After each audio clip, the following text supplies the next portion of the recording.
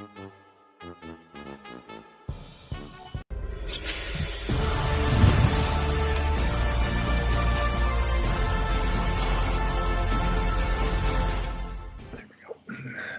am Mr. Brad Chester, the man with the best flowing locks in all of 40K. And I'm here with Brian Horton, the judge of judges. Even Crawley, still does not believe towering is a problem. And Thomas Ogden, I don't think devastating wounds are a problem. I like tabling my opponents. I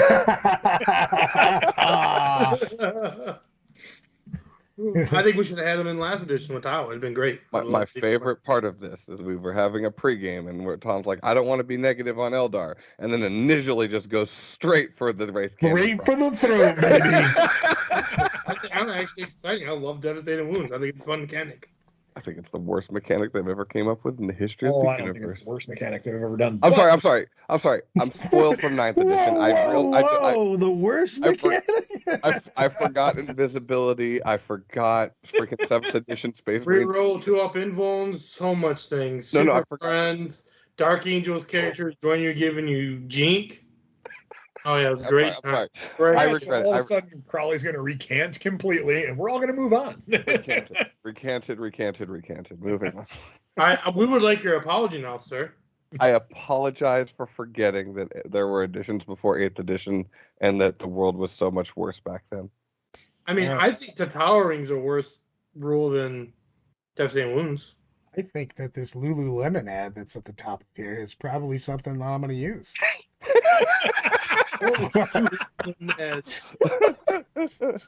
think I'd look hot in those Lululemons. Hey, I do want to say, Oh, Corey in with a $20 super chat.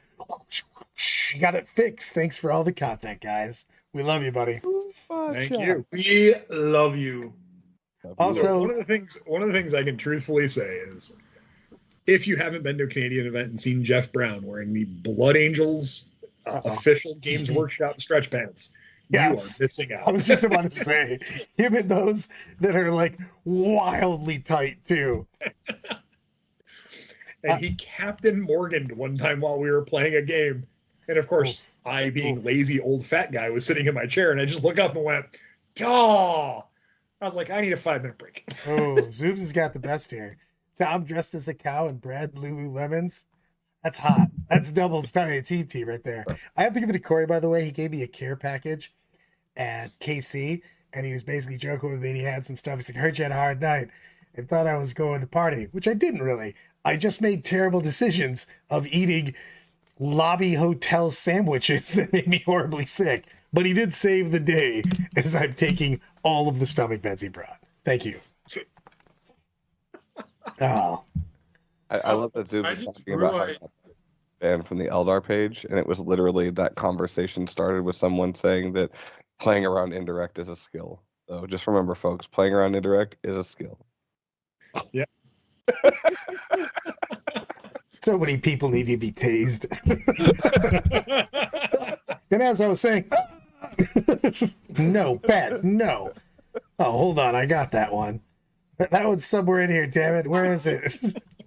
No. So, what was everybody's weekend like? I know Brad did a ton of streaming. I ran a launch party with painting stations, building stations, games going on. It was fantastic. Crowley went to an RTT. So, who wants to start? 2 RTTs. Who wants to start with their experience from the weekend? We'll start with Crowley with his RTT. Oh, but do you? We'll give Brad go. We'll let Brad go first. All right. Well, I was like Brad's saying, pretty princess. I was We'll let him saying, go. when I go first, though, it means sometimes other people never get to go again. So, That's very true. you know what? I'm going to start with. Wolverine. I'll start with small things, because typically I'm always about. I don't, least amount of randomness as humanly possible. I really enjoyed the tactical deck, and I know this is coming. I played when it was just Maelstrom, and I didn't like just playing Maelstrom, but having it felt like old WTC style, where you have your mission, you have your primary, you get the points for that, and it's more points than the secondaries. But I thought the secondaries were actually really, really good. And a lot of the secondaries from the tactical deck, the ones you can't choose for fixed, were like really good. So even as a competitive player, there's going to be a lot of times, unless I have 15 characters from Chaos Knights, and bring it down, there's going to be a lot of time if I'm given the choice between tactical and fixed, there's going to be a ton of times where I think I'm going to choose tactical, especially in missions that I might not be favored for the matchup, because you can score more points from the tactical deck. I agree with that. I actually watched somebody pull off one of the gambits in one of their fun games that they were trying out 10th with. Guy was like, all right, really outnumbered on objectives. I'm just going to try and do the gambit of getting in the corners at the end of the game. And he pulled it off. It was quite entertaining. They were very happy about it, so it was fun. I will say, I don't know about competitive-wise, but it was very interesting. Even though it's launch weekend at the RTTs that I was at, the average point scored on a per round basis was in the 40 to 60 range. So it was very interesting to see how much scores were impacted. I mean, granted, everybody's feeling it out and figuring it out and stuff like that, right? Mm-hmm. But it's just very interesting to see how much lower scores are, because primary is so much more difficult to score, especially depending on which primary card you get. The middle cards are super annoying sometimes. And then just secondaries being randomized because you don't always have availability to take the normal ones. I enjoyed it. Now, did you guys use the mission special rules cards in any of your games? All of them. All of them. Unfortunately. No, the thing is that I think that if the TO's going to pick them, you know what I mean? So yep. I don't think those are like a random thing. The tactical deck is, like the old Maelstrom deck is random on it, but like you're not going to choose the super Buckwild ones. But a couple of those were super crazy when you got the extra card and stuff like that. That was pretty wild. I actually really enjoyed some of them. And I had a really fun time with the new missions and the tactical deck. I had a good time with that. You just have to, if you're going to a tournament, the TO is just going to pick the special rule, for the mission. And most of them don't have a huge impact, and some of them are just kind of cheeky. So I had no problem with those. I think the only problem that I have is that we've talked about it before, where sometimes events can be very inconsistently ran differently, and it creates a very unique experience that could be very detrimental to players. Of certain combinations could be real bad, and Servo Skulls is probably one of the worst primary missions I've ever seen. Which one was that again? That's the one where they move, and it's not that they're bad, because the idea is great, but trying to do that efficiently during a game with an opponent and then arguing about who's on and not on an objective because you can't actually move the neoprene is oh boy. I'll give you that. John Short coming in with a $49.99 super chat. I can't play much anymore due to work and life. Thanks for keeping me competitive when I do get the chance to play. You are welcome, my man. We love having everyone. That's what's the cool thing I like about our chat, actually, our group we have here. We have 3 players who play at a pretty high level that play the game in a completely different fashion. And then we have probably one of the most recognizable TOs in the circuit. So, I think we have a pretty good cast. We love the people we chat with. It's an absolute blast to come on here every week and chat with people. So, I think it would be kind of cool if we start getting some people on here randomly just for fun again. We used to do have like a 5th rotating person. We should think about doing that, Brad. Get some of these guys on here and chat with us. I'm down with that. And to say again on Thursday, we are always looking for someone from the community to hang out with us and talk about community things. So, listening to you guys, I feel like a bit of a stranger right now as you guys talk about the 10th edition, because you guys know I wasn't really playing a lot as I was going to go to ACL, and then I didn't go this year. Man, like I'm behind the curve on 10th edition, and I played my first game against Crowley, and she showed me a lot of things I didn't realize we could do. And honestly, I'm kind of hyped for the edition. I know there's some scary things right now, and people are talking about devastating wounds. I really don't think it's that bad of a mechanic right now, only because I automatically assume that they're gonna nerf it pretty hard soon, like to what it should be. You shouldn't have any like anything shouldn't trigger it, and I think it should be natural 6s. You have some like you have a Wraith Knight, you should roll 6s for it. I think there's a big good fixes. I think there's gonna be some good things coming on there, but I really like the edition so far. So all this doom and gloom I've been seeing lately, man, I think we're gonna have a good edition. We'll be better in 9th. Who knows? 9th was extremely balanced, really fun, but I think I think we'll see some fun stuff. I agree with what Brad said recently, was if you take out the couple outliers of units, and it's legitimately, I think it's units, and you take those out, it's actually fairly balanced. I've played a couple of games where we've had what we call the A's and B's and C tiers playing each other, and the games seemed really balanced and flowed really nicely. There's just those few outliers, and yes, at the highest level of competitive, those outliers are going to be there. But if you're going to events and you're like, hey, look, I go 3-3, I have a good time, you're still going to go 3-3 and you'll probably have a better time. I honestly don't. I've played into Eldar a significant number of times now, and I don't think that there's anything in Eldar that pumps the sixes as hard as the Wraith Knight. I think if you remove Devastating Wounds from the Wraith Knight and then take a breath, I don't think Eldar needs literally to be just make it natural sixes like AOS does. No, I agree.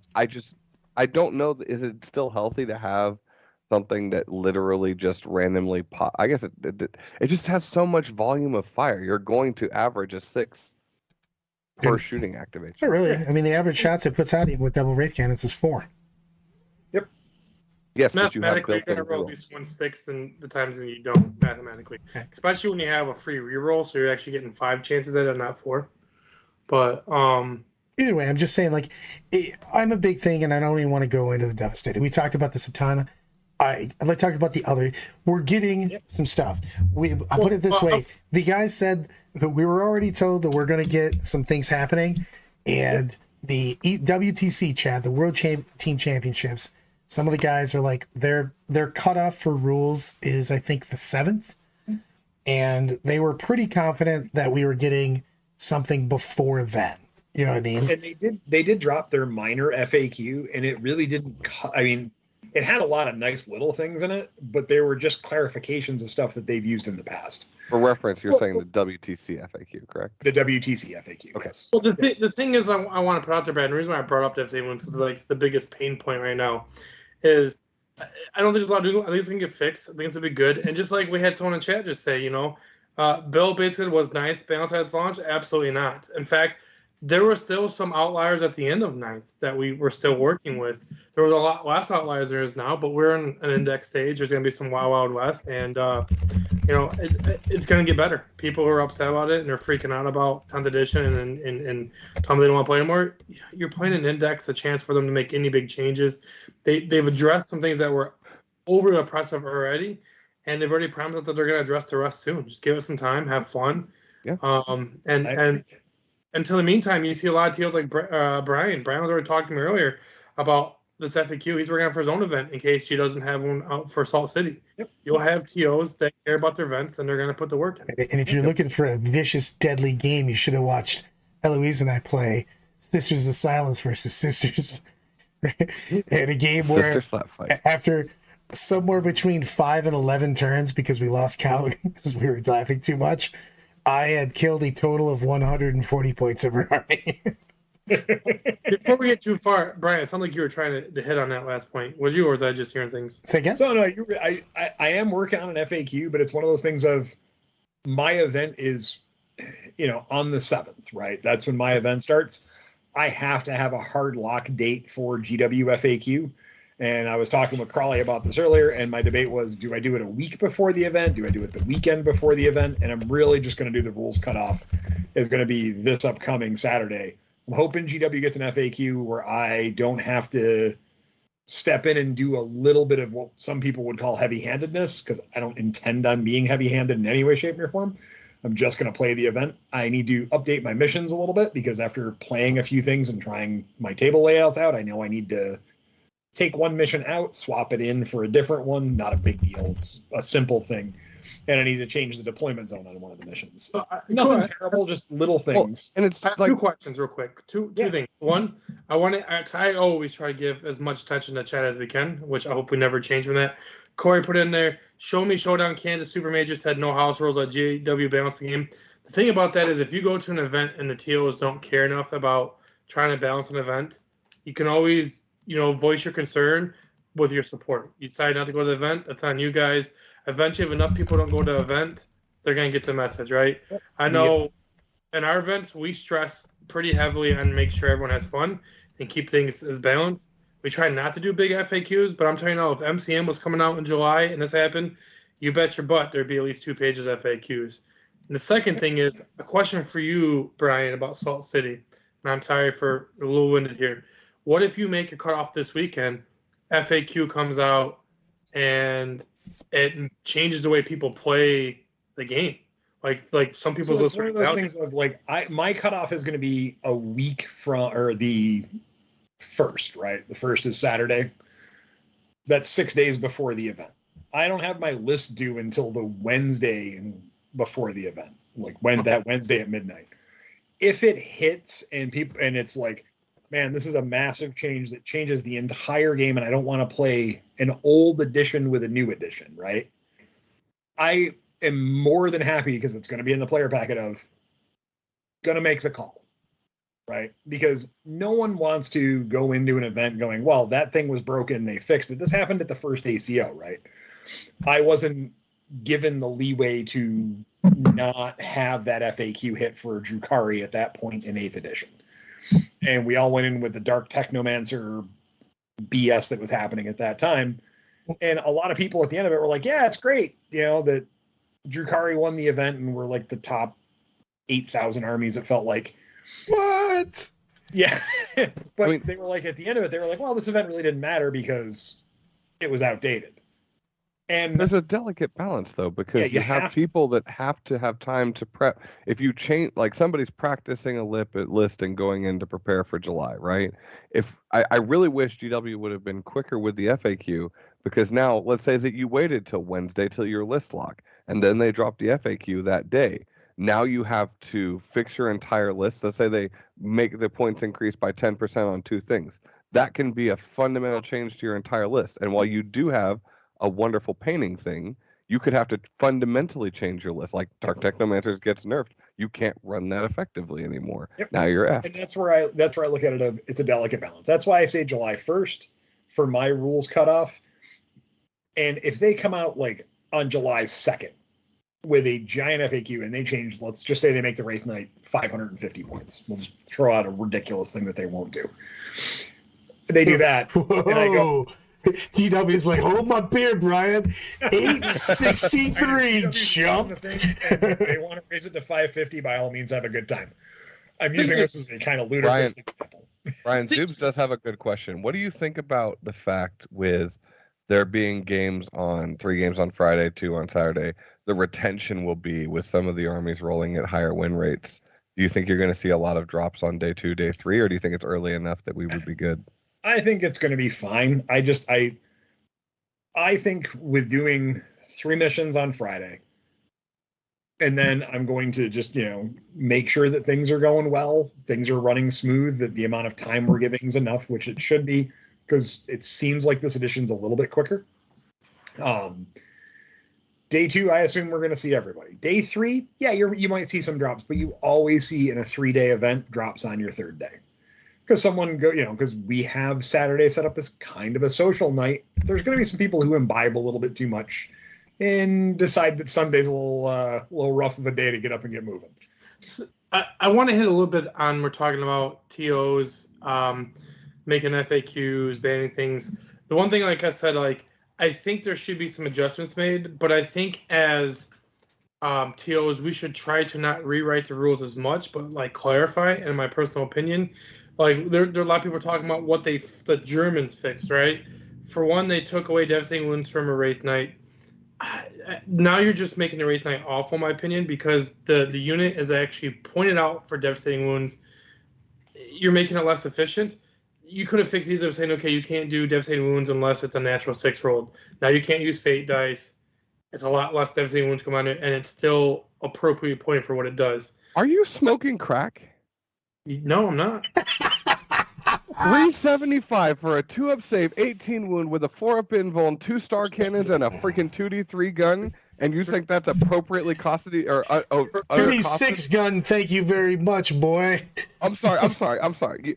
Did you actually say that with a straight face? I did. When you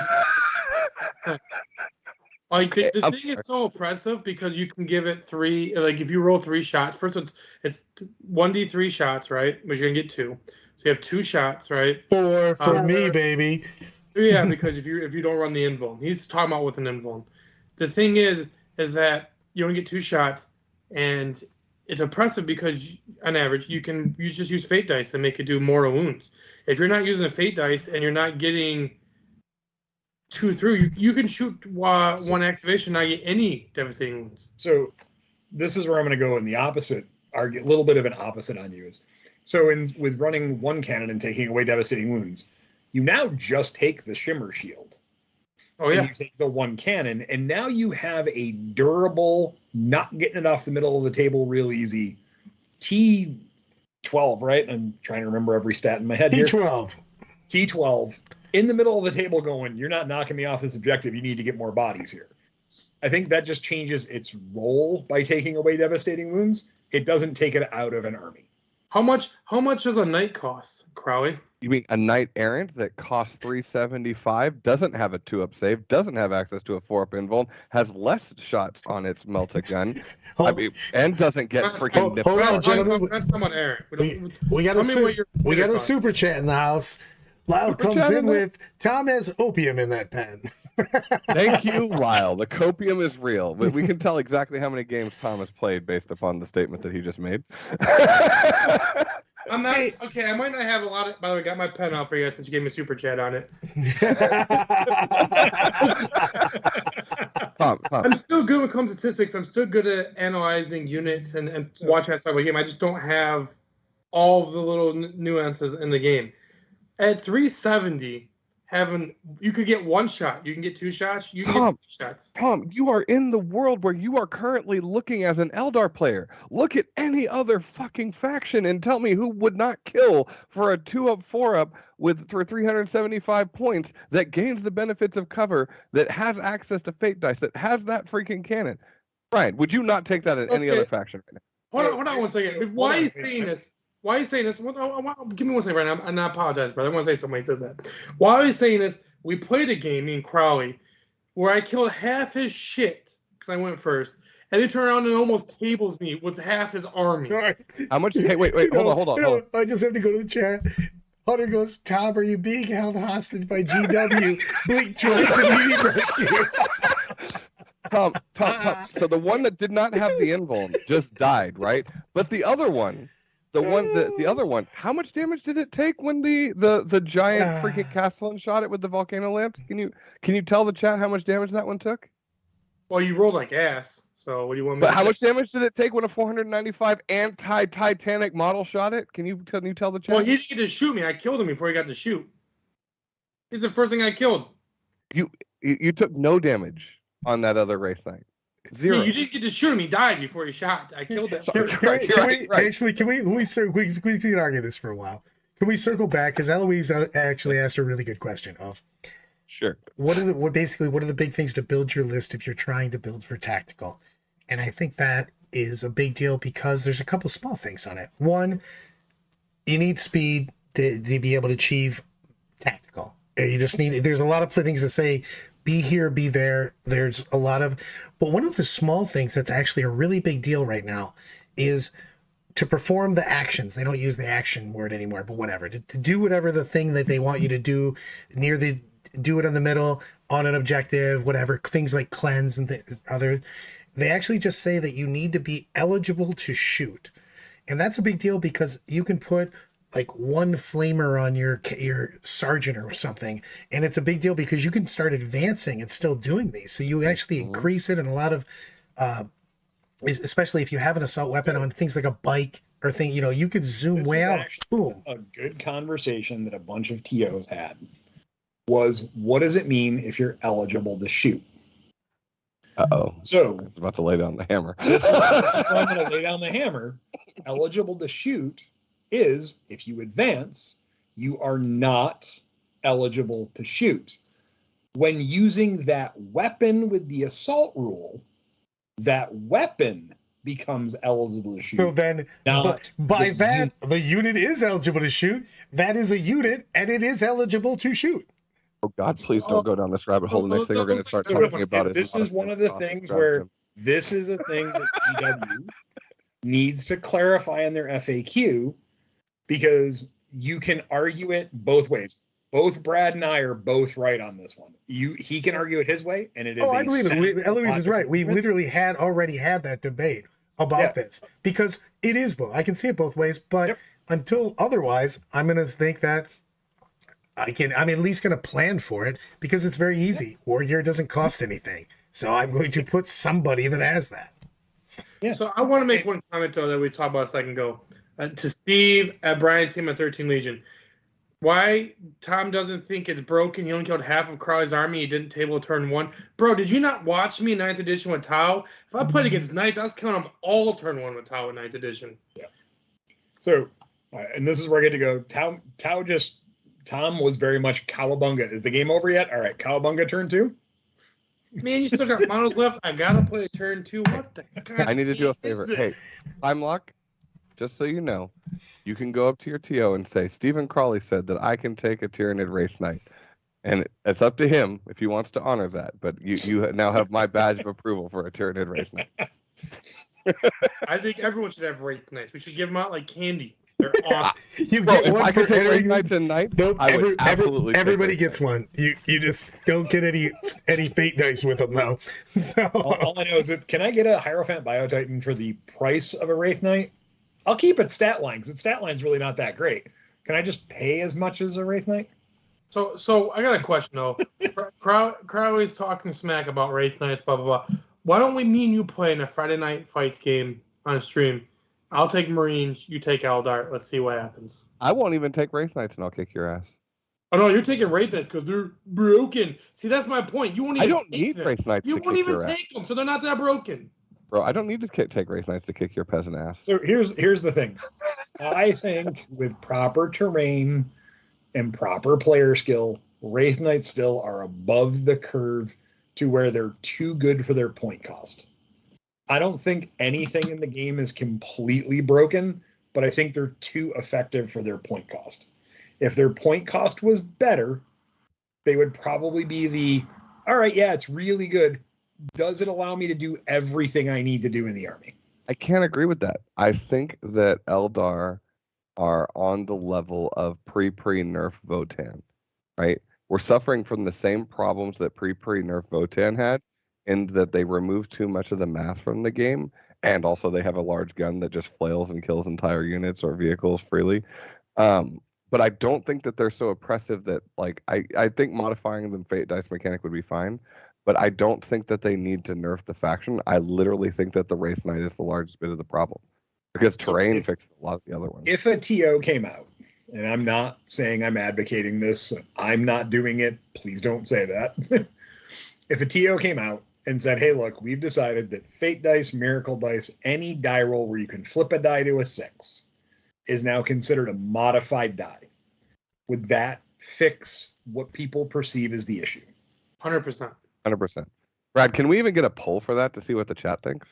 If you literally, I'm not kidding about this. I'm dead serious. If you literally make it to where you can't modify it with Fate Dice, or you can't use anti, like any kind of modifier, similar like Fate Dice, it fixes things like Wraith Knights. Is he saying Wraith anti, or is he just saying dice modification? So I'm just saying the dice, because with anti, you still have to roll dice, right? So you're taking with what is a die mechanic game, and everything is based on and pointed around. This is something that I have spoke with Steve Zuber about extensively. I've spoken with a lot of people. We have a guy who teaches at SU that plays and who is a mathematics guy. And he was like, the minute you take the dice rolling out of a dice game, you change the entire mechanic of the game. No, I'm saying they shouldn't real count. quick, They you have a shouldn't super count as chat 6. from Lyle Super chat? about We're gonna talking do it. about. sorry, I was too busy getting an Uncle Rico gif. We're gonna switch to Necrons in a second for you, Lyle. But I'm just saying, when I say messing with anti, you don't let anti count as devastating wounds. Is what I'm saying. So There's basically no cases of that occurring that are actually a problem. That one I agree with. When They fixed like Death 4 Watch, or 5 cases. Yeah, the one was the problem was Death Watch, but after that, there's only like 4 or 5 cases of vehicles that have that, and they're specifically tied to their corresponding. I don't think that's a problem. It's the dice modification of guaranteeing, like taking reliability out of the equation is a problem. So So seeing someone paid us to switch topics because I'm okay Bronze, with that. baby. Therapeutic construct. Before we go to Crons, because we're going to be in Crons for a little bit, I want to say one thing to Hunter real quick, because he just said something. It's a quick tidbit. Bring back Ninth. You know what? I like Ninth a lot. I'm sure everyone on this chat here loves Ninth a lot as well. The one thing I love about 10th is, especially for newer players or people trying to get into competitive playing, there's a lot less that you have to memorize now, a lot less that you have to try to know about your opponent's army. While it takes a little bit of the flavor out, it makes it easier for the non-top players to become more competitive. And I think it'd be awesome to see more people winning events. Like ACO being its top 8. I think there was like 1, maybe 2 known names in there. Seeing 6 new names is a cool feeling, right?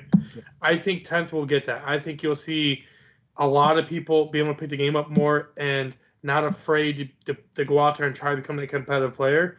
And it's going to be good for all of us. The better the event goes, the more competitive players get, the bigger the events become, the more enjoyable they are. In the end, it's not about winning, it's about hanging out and having fun. I agree with you, but Beyonce had the best album of all time, and Necrons are fucking fantastic. Let's talk about that. Not only are Necrons fantastic, they have some really cool rules interactions that make them really different and interesting from where they have been. And I like that there's probably like 3 reasonably good builds you can do with them, and you can tinker around. You can play all vehicle. You can go with the Horde. You can go elite. It's very interesting. There's some really cool dichotomies, and I got to give Lyle some credit. He pointed out some stuff to me recently, and trying them out, they were really fun. They weren't broken, but they were just an interesting mechanics. I really like actually the fact that like they're all modular too, so you can do hybrids, right? You can do 2 20-man bricks of warriors that are constantly recycling, regenerating, doing all the thing. You can still take like some cool DDAs or the giant F-off guns, and then also you can bring the Seraphic Construct, give it 4 rerolls to wound, and try to pretend like you're a Night Spinner. This is a me thing, and I know I'm not sure how competitive it is because I haven't put it on the table yet. But I kind of want to try the Transcendent Satan leading the vehicles with 4-up invols up the board and having them all counted as all counted as being having a leader on them, so they get +1 to hit. I just think that's kind of fun. I'm not sure if it's good. They also have like amazing the enhancement that says everybody within 6 counts as if they have a leader, so it's just +1. And you can put it on the Transcendent Satan. You're not putting that. I was saying, there's no way you're putting that on Transcendent. You're putting the 4-up field pain. Try it away. Yeah, we're gonna take that 4-up field pain. Let's be honest. I mean, yes, I'm probably gonna. To be fair, but it slamming down a unit of Lich Guard with 2 Crypto Thralls, getting that 4-up invuln, the 5-up field pain, 4-up field pain on the Crypto Thralls. And just getting guys back, and all of a sudden, I don't know how what kind of weird Tokyo Drift maneuver the Ghost Arc does to just show up out of nowhere at any phase and just regen some guys real quick. Hold on, guys, I got this. What's that phrase in the movie? Family. Yeah. When you hear your family, it's like the Olive Garden of 40K. No, also the problem with the Lich Guard, because with the Crypto Thralls, you can respawn them. So whenever you bring them back, it's like getting a Sim Injector's freaking so good back every turn. We had games where Lyle literally just was like, "This is my new army. I'm just gonna make my opponents tragically unhappy that no one dies." And Warriors, are they still tough 5? Because that's just like impressively super good right now. They were rocking it. They're stupid. They were really.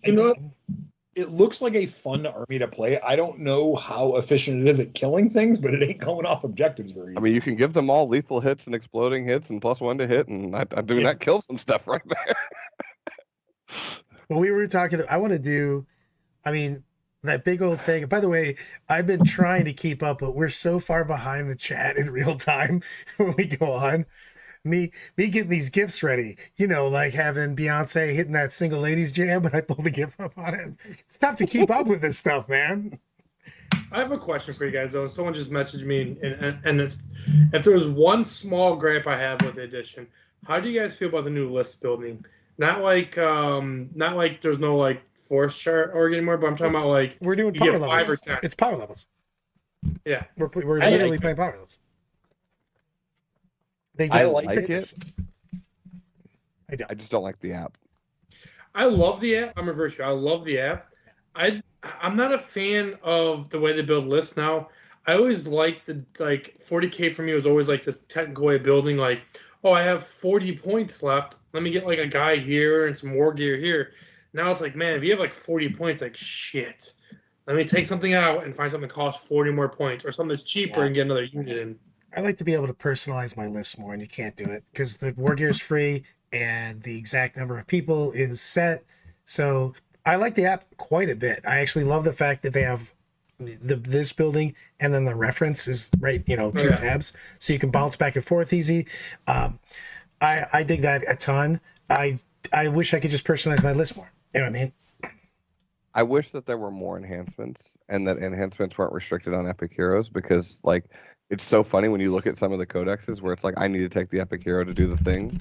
And then, like, none of the enhancements can go on the Epic Hero. And it's like, that's kind of silly.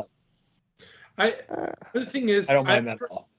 I love the app that, first off, unlike like Army Builder or anything else, we don't gotta wait weeks for the rules to get updated and then get added in there. Now we just get it instantly to GW, right? I love that. It's like within like the next day or two. I love the fact that we can just search on the same app all the rules, like Brad said. I just don't like we're seeing in chat, like we got Alex right now saying that he has these odd numbers, like he has 8, 8, and 9 Repentia. I don't like the fact that we've taken that tactical flexibility away from the game. And also, it also takes some fluff away. Like when you play against somebody Chaos, it's like, yeah, I run, I'm World Leader, so I run, and it's number 8, right, Brad? Yep. Right? I run my squads of 8 because it's fluffy, and that's kind of cool, I mean, it's like, all right, I'm going to win this game. I'm just kidding about that part. It is super annoying, too, when you're like, oh, man, I totally have this list. Oh, I'm at 2005. Well, it shouldn't be too hard. I'll just take off oh, no. I have to rework everything. Yeah, As someone who's played other game systems, and I'm going to use Age of Sigmar as the reference for this, I actually like it. I think you can still customize your lists. I think it forces you to think a little bit more and to be a little more tactful in building your lists, because it's like, all right, I need to fit in these 9 characters or 4 characters, whatever your choice is. Excuse me. And all right, now I have to add the units they go to. All right, so now when I'm looking at my tertiary stuff, I get to play a little bit more and find some different nuances in hopes of getting interactions that I want to do. I found it much more enjoyable. It's a personal opinion, and everyone's going to feel differently. I have played every edition of this game. I have tinkered and tooled lists and played at 1997 because therefore, in a game where I get tabled, I might not be as bad off for point differentials. I've played all the little sillinesses of it. I like this. It's fun. It'll probably change, as my guess, as codexes come out. But right now, let's enjoy it. So someone just said in chat, and you just hit the button for me, Hunter, and I appreciate your opinion, Brian. Bring on the old world. Has anyone seen that they're like Bring it back fantasy, baby. I love it. Someone was just talking about earlier, Chapter Master Valric, guy like a kick-ass YouTube channel about a whole bunch of fluff and stuff. He is convinced that we're getting old world at the end of this countdown. That'd be kind of cool. I like the old world. I like the old, like, watching people play with armies. I mean, I can never play a game because it looks like it's too much work to move armies around. But people play the game where they have, like, stacks of units moving forward and wheeling and shit. Dude, that was always fun to watch. I love old world. I played a ton of fantasy. I played a ton of fantasy, very much enjoyed it. Towards its end of its life before they blew it up, it was like super complicated. I could not teach a new player how to play it. It was wicked hard. I hope they made it a little simpler, but kept some of the nuances to it.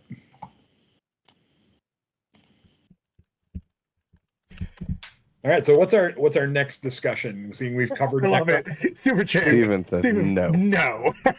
No. Hold on. You're gonna have to tell us what you mean by no. No to what? No to everything. No. Hold on. I'm putting it back up. I got the no. So Horowitz being one of the guys out of my area, was in one of the chats. I don't remember which chat it was, and it was on one of the Facebook pages for something, and he was like, "Oh, what do you do when you play against Eldar?" And his exact words were, "What?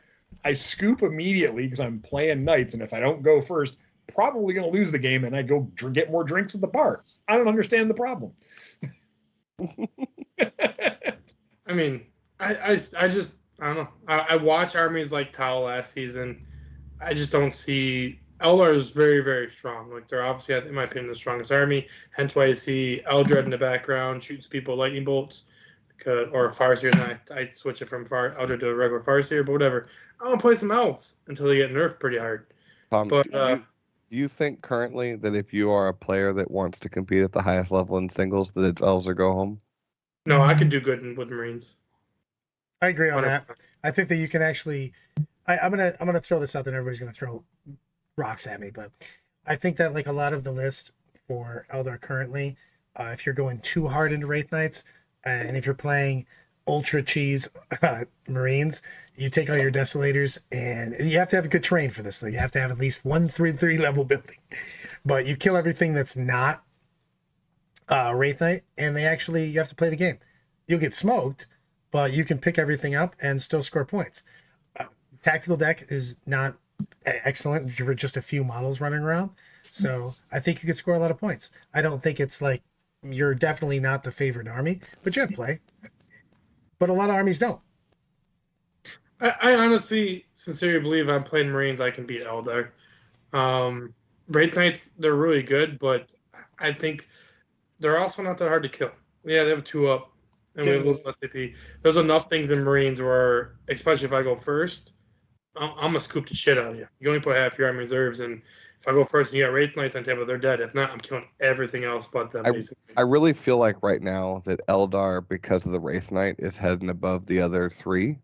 Right? It doesn't mean you're automatically win. Please do not quote me and take an Eldar army and think you're just going to go win your first GT ever and beat like ever the pants off everybody. You heard right? Crowley; he's already got it. But I do think that with the Wraith Knight no longer doing the devastating wounds to the fact that it's just the universal I solve all of my problems on turn 1 thing, I think then you do see a much more broad meta. We have a and super chat from Zach. Yep. Do Forge World data sheets change your opinions of any armies? Tetras look pretty spicy for Tau. Tau, nah. Agree. So I actually do think that Forge World changed up some builds because it gave Tyranid some more access to T12 stuff, and I think that's pretty big, and gave them some interesting dynamics there. It stunk to lose a few things out of there, like the Demicuron and the Maliceptor, of course, but it gave Tau the Taunar, which Crowley went right to, some really interesting stuff. Custodes got a little more interesting, which I would assume Crowley is going to try and find something cool there. And there's tons of interest there. I think Guard got better. I can't speak about Custodes because the only list that I've made my kid is running, and I sent it to Brad, so it's ATC talk. But my kid had so much fun this weekend playing Custodes because of how just universally good they are right now. And like Telemons being backfield holders while you want to go push forward with your entire army is just this brilliantly cool lore thing where it's just like they're sending in the back and all the alerts are just rushing forward and all the wardens are rushing forward and all the dudes are just rushing forward to kill all the things. Well, the thing I want to talk about Tau is, and I've had a lot of people kind of tag me in this chat, like right now, Hunter and them. I like Taunar. I think they're good. I don't think they're game breaking like people think they are. I think there's too many good things in the game that will just play around them. They're too slow, in my opinion, for what Tau does and what they're used to doing. I think Tetras are absolutely a steal and amazing. I think if you're playing Tau, you're running a lot of Tetras, but I just don't see, and this maybe not applies to everyone. I look at Tau when I try to analyze it. Is it a top competitive choice? Can I go to a tournament and feel like I have a chance of beating somebody that's equally skilled or better that's on Eldar or Space Marines? The answer is just no.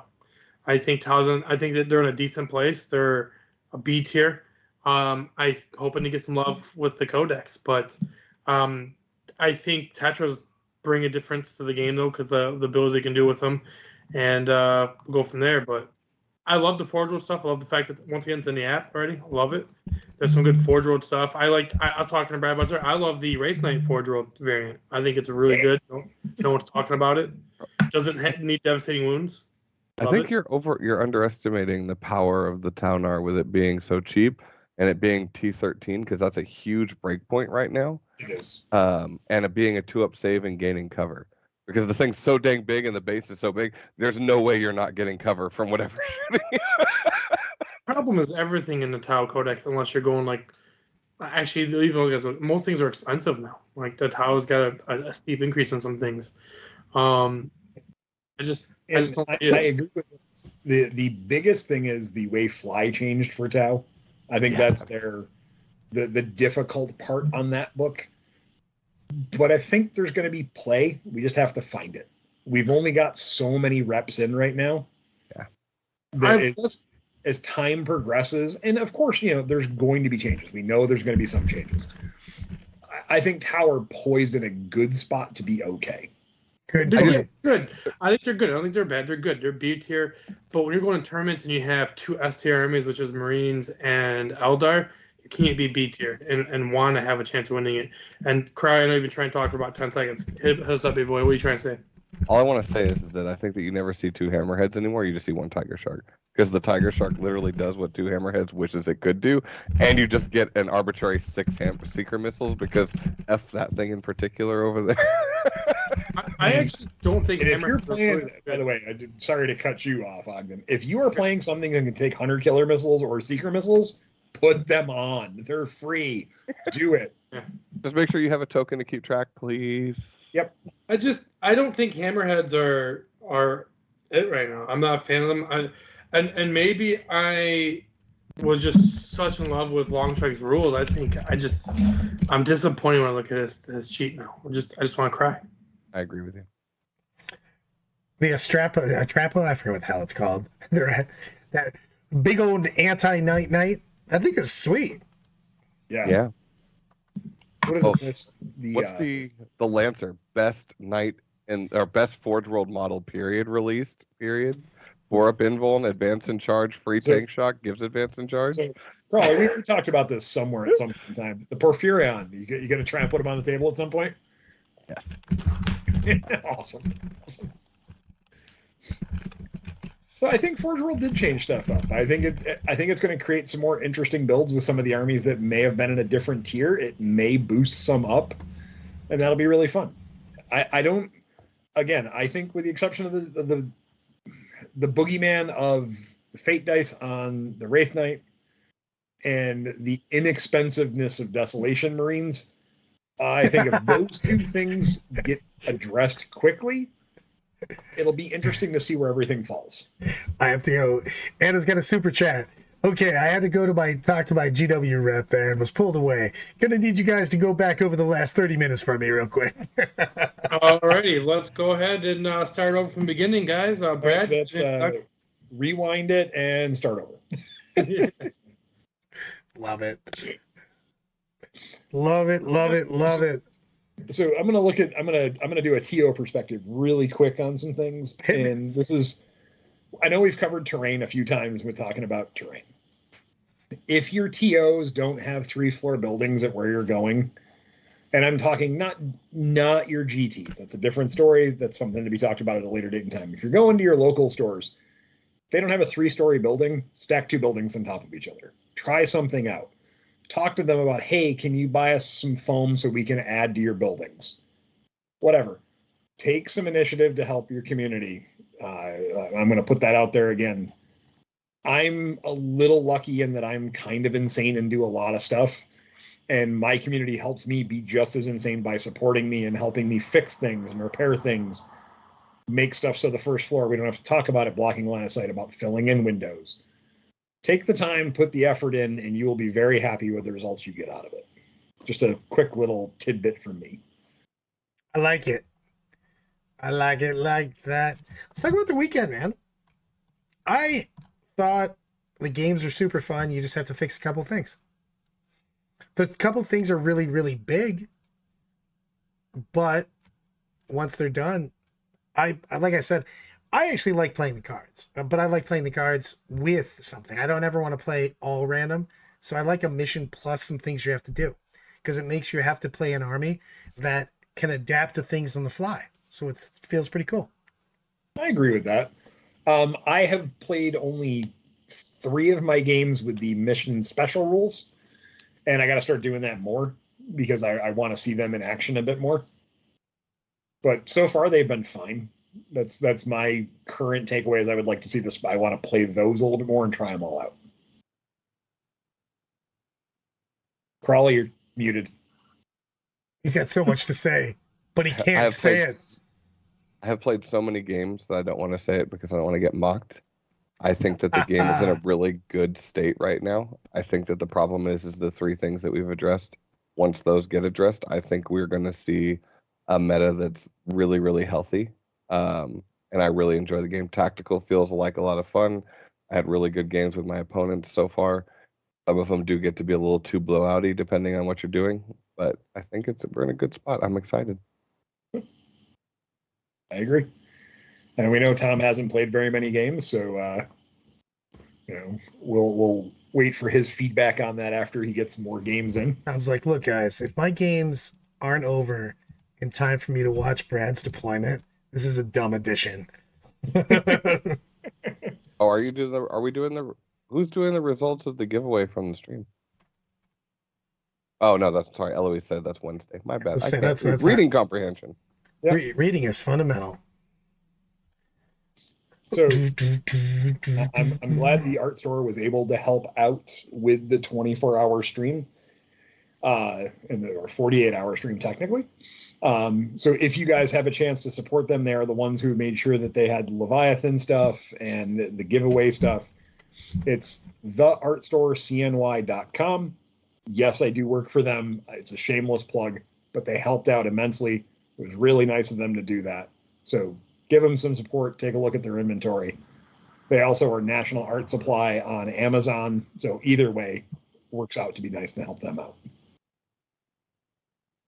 And for the person who just messaged me, do we have Leviathans in stock? I think I have 14 total left out of the 308 bajillion we had. So yeah. 308 bajillion.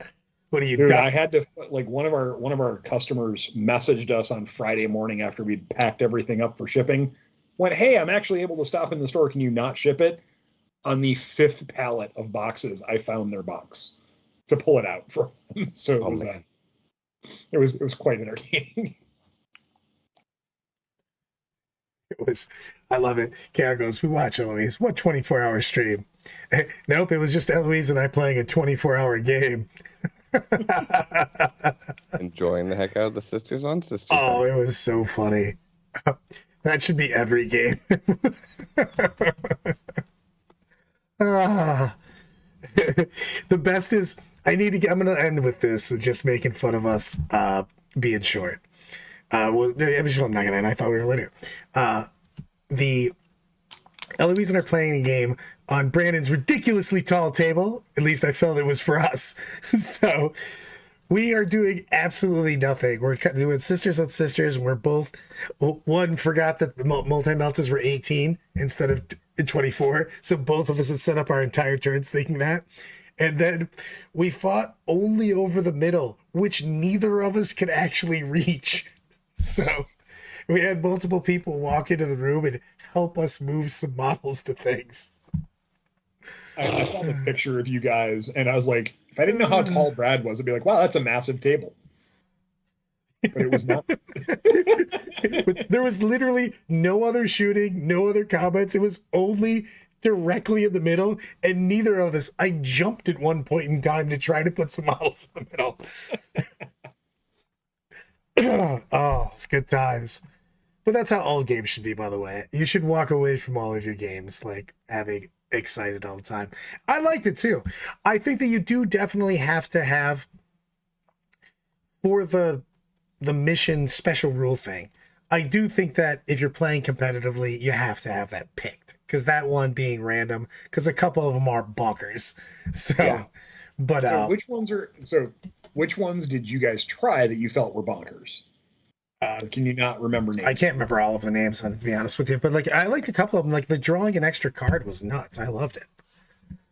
A couple of them just don't mean really anything. The random mortal wound on a 6, I mean, whatever. It's there. You know what I mean? So. The extra CP one is weird. The extra. Oh, the one where you cost an extra CP for rerolls or discarding a card. Yeah, that one. Woo! I also think, like, for instance, delayed reserves is probably one of the worst because it can literally fundamentally ruin someone's plan. And it's not like abandoned sanctuaries where it's like a guaranteed thing. It's on a 3-up. And that's like the worst feeling ever. Is like, aha, I have my plan, I'm ready to execute, and then I fail to roll a 3. And now you're like, you have to do your whole movement phase around whether that's going to happen or not. Yeah, right? I mean, that is how reserves used to come in, to be honest with you. I'm not saying we've already talked about how terrible previous editions were, Brad. Are you going to bring us back to that? True. And full circle. What? I'm old. I don't remember things. Devastating wounds is the worst rule of all. No, wait, sorry, we already did that. So look, I gotta say that I have felt like, and this is just watching, and I had a release event this weekend. It was a ton of fun. Had a lot of new players, a lot of returning players coming back in. It felt like the game was easier for people to pick up, which I thought was great, and that was pretty nice. And one of the things I can say that was really intriguing to me was to watch people go, hold on a minute, and hit their phone and go, all right, I'm reading this rule. I read it this way. And the other guy looks and goes, oh yeah, hearing it out loud, you're right. Oh. And watching people just learn the game together and discuss things was really fantastic. We had an oopsie counter going the entire weekend. I'm not sure what we got to, but I know that when Eloise and I are playing, we definitely contributed to the oopsie counter of either finding out how a rule worked or just completely doing something wrong. And we're like, well, I'm glad we did it here. Hey, Brian, I've got a question for you. It's up in the chat and it's been debated today, and I don't want Tom to jump on me immediately. Vect and CP3, how are you ruling that currently? So it says that things that in the base rules, it says things that lower go first and then modifiers come after. Okay. Does that answer that question? Well, the only reason I have a question is because it says that it reduces the cost to 0. So I would imagine the initial cost is reduced to 0, and then the modifier happens. So if the modifier is a permanent modifier to a stratagem in your book, the modifier still happens after reduction? Yep, because it's a modifier. Okay. There you have it, Tom. That's the way it reads. The only one that right now I have up for debate, and it's one of those tough ones of it targets 2 things and you can reduce it for 1. Do you have to pay for the other unit? That's the one where I'm very torn on how to rule that, and I'm praying that there's an FAQ this week. Praying, because that's one of the ones where I was like, I don't know what the right ruling is for that. You will be loved or hated by all the GSC players. Exactly, because almost all their strats target 2 things. Yep. Yeah, I agree. Brad's like, they have strats? What's What? GSC? That seems crazy GSC talk. still exist? I gave them a D. Why do I care? I did not. You guys rashed on me. I think that GSC are going to terrorize team tournaments. That is I true. think GSC are a sneaky A-tier army in the right player's hands. Like it I also, agree. yes, and the thing is I in singles I think there is armies where they're just going to get smoked, but team tournament there is so many armies that cannot deal with the 500 to 600 models that they're playing with after all the res. Yeah. It's going to be interesting to see where everything shakes out. Now there's I don't remember what GT. There's a GT this weekend as well that's using 10th. You've got Salt City the week after. I think Gateway's a couple weeks after that. And then you've got Capital Clash, if I remember correctly, in Petawawa, Canada at the end of July. So we're going to have some good numbers in from GTs relatively quickly, which is nice. 100% on that. Yep. I'm rocking it. And you have ATC. I'm ready to rock and or roll. Eloise asked us, you guys, we said some negative stuff. What do you guys like? I said tactical for sure. I said a couple of things I like. What do you guys really like about 10 so far? I like the tactical objectives. I like the new deployments. I really like the new deployments. I 100% love the app. I think it's really well done. It may have a minor error or two, but they are super minor. And rules-wise, I really like the way the command phase was laid out. I like the steps in it. I thought it was very well done. I still like the ease of, also, I put this in, I still like it, the cards, but I still love the fact that stratagems and a lot of the new rules, while we need to clean up some of the rulings on that, things like stratagems are amazing because they list exactly when they happen, how they happen, and who they happen to. Mm-hmm. Oh, and I love enhancements. I like enhancements. Points. I like that they're points. Yes, 1,000%. How much you got for me, Daddy? Those are the things I'm the most happy with. I got some more things going off right now. I've been quiet for the last month because I apologize. No worries. I'm enjoying the new edition from what I've seen so far. Everyone who's doom and glooming right now, hold on. It's the Wild Wild West. It's the index days. 8th edition index was pretty crazy as well. I think we're going to get somewhere. I like what we're seeing, and let's all remember not to lose focus on what's most important. It's having fun, hanging out with your friends. Absolutely. Pew pew. Pew pew pew. On that note, you guys ready to dance our way out of here? Absolutely. And like always, stay milky, my friends. Stay milky indeed. Cereal, baby.